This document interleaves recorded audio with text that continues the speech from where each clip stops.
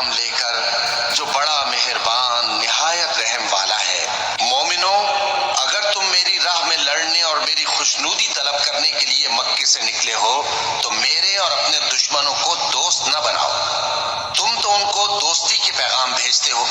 اور وہ دین حق سے جو تمہارے پاس آیا ہے منکر ہیں، اور اس وجہ سے کہ تم اپنے پروردگار یعنی اللہ تعالیٰ پر ایمان لائے ہو، پیغمبر صلی اللہ علیہ وآلہ وسلم کو اور تم کو جلا وطن کرتے ہیں۔ تم ان کی طرف پوشیدہ دوستی کے پیغام بھیجتے ہو، اور جو کچھ تم مخفی طور پر اور جو علل اعلان کرتے ہو وہ مجھے معلوم ہے،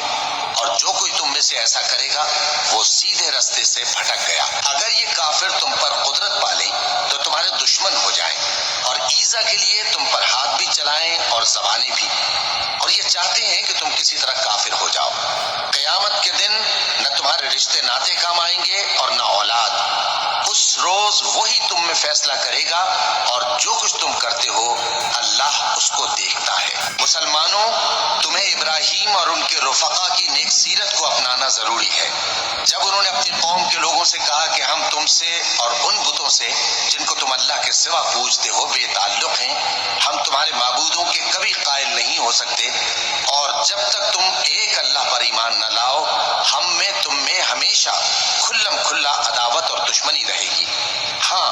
ابراہیم نے اپنے باپ سے یہ ضرور کہا تھا کہ میں آپ کے لیے مغفرت مانگوں گا، اور میں اللہ کے سامنے بارے میں کسی چیز کا کچھ اختیار نہیں رکھتا۔ اے ہمارے پروردگار،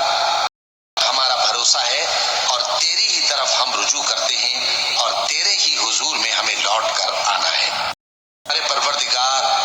کافروں کے ذریعے فتنے میں نہ، اور اے ہمارے پروردگار ہمیں فرما تو غالب حکمت والا۔ تم مسلمانوں کو یعنی جو کے سامنے جانے اور روز کے آنے کی امید رکھتا ہو اسے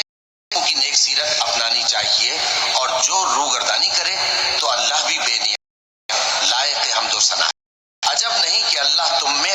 لوگوں میں جن سے تم دشمنی رکھتے ہو دوستی پیدا کر دے، اور اللہ قادر ہے اور اللہ بخشنے والا ہے، مہربان ہے۔ جن لوگوں نے تم سے دین کے بارے میں جنگ نہیں کی اور نہ تم کو تمہارے گھروں سے نکالا، ان کے ساتھ بھلائی اور انصاف کا سلوک کرنے سے اللہ تم کو منع نہیں کرتا۔ اللہ تو انصاف کرنے والوں کو دوست رکھتا ہے۔ اللہ انہی لوگوں کے ساتھ تم کو دوستی کرنے سے منع کرتا ہے جنہوں نے تم سے دین کے بارے میں لڑائی کی اور تم کو تمہارے گھروں سے نکالا اور تمہارے نکالنے میں اوروں کی مدد کی۔ تو جو لوگ ایسوں سے دوستی کریں گے وہی ظالم ہیں۔ مومنوں، جب تمہارے پاس مومن عورتیں وطن چھوڑ کر آئیں تو ان کی آزمائش کر لو، اور اللہ تو ان کے ایمان کو خوب جانتا ہے۔ سو اگر تم کو معلوم ہو کہ وہ مومن ہیں تو ان کو کفار کے پاس واپس نہ بھیجو، کہ نہ یہ ان کو حلال ہے اور نہ وہ ان کو حلال ہے، اور جو کچھ انہوں نے ان پر خرچ کیا ہو وہ ان کو دے دو، اور تم پر کچھ گناہ نہیں کہ ان عورتوں کو مہر دے کر ان سے نکاح کر لو، اور کافر عورتوں کے ساتھ تعلقات نکاح باقی نہ رکھو، یعنی انہیں کفار کو واپس دے دو، اور جو کچھ تم نے ان پر خرچ کیا ہو تم ان سے طلب کر لو، اور جو کچھ انہوں نے اپنی عورتوں پر خرچ کیا ہو وہ تم سے طلب کر لیں۔ یہ اللہ کا حکم ہے جو تم میں فیصلہ کیے دیتا ہے، اور اللہ جاننے والا ہے، حکمت والا ہے۔ اور اگر تمہاری بیویوں میں سے کوئی تمہارے ہاتھ سے نکل کر کافروں کے پاس چلی جائے اور اس کا مہر وصول نہ ہوا ہو، پھر تم ان سے جنگ کرو اور ان سے تم کو غنیمت ہاتھ لگے تو جن کی بیویاں چلی گئی ہیں ان کو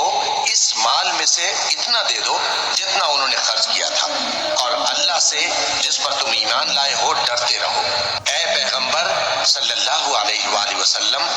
جب تمہارے پاس مومن عورتیں اس بات پر بیعت کرنے کو آئیں کہ نہ تو اللہ کے ساتھ شرک کریں گی، نہ چوری کریں گی، نہ بدکاری کریں گی، نہ اپنی اولاد کو قتل کریں گی، نہ اپنے ہاتھ پاؤں کے درمیان کوئی بہتان باندھ لائیں گی، اور نہ نیک کاموں میں تمہاری نافرمانی کریں گی، تو ان سے بیعت لے لو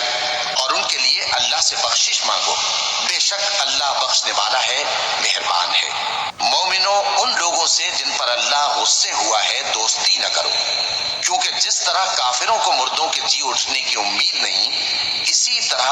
ان لوگوں کو بھی آخرت کے آنے کی امید نہیں۔